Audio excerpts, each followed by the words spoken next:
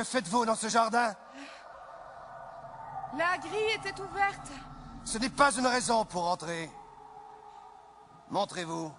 Les thèmes qui nous ont touchés pour nous dans La Belle et la Bête, c'est au-delà des apparences, peut-on aimer, peut-on aller en profondeur? Nous, on est parti vraiment du conte original de Madame de Villeneuve. Ouais, La Belle a un métier d'aujourd'hui. C'est une peintre contemporaine. Ouais.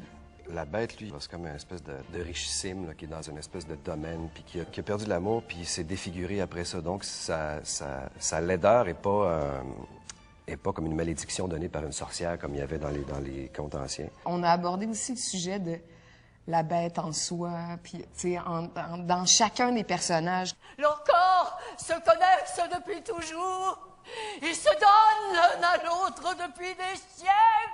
On aime ça solliciter tous les sens chez le spectateur, les yeux, l'ouïe, le cœur, l'âme. C'est du théâtre multiplié avec du cinéma, multiplié avec de la musique, avec du mouvement, avec de l'art visuel. Et cette multiplication donne un objet hybride qui est totalement 21e siècle. C'est des panneaux mouvants qui se promènent, puis avec ça, il crée une structure en 3 dimensions, puis avec des images de synthèse hallucinantes qui donnent l'impression qu'on a eu des millions de dollars pour faire la production. Pour nous, ça rajoute un défi technique.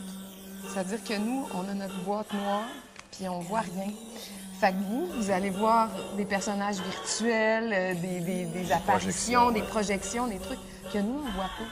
C'est une espèce d'histoire extrêmement ancienne avec des enjeux clairs et précis qui nous représentent encore aujourd'hui et qui ont des résonances encore aujourd'hui, dans une espèce d'emballage extraordinaire.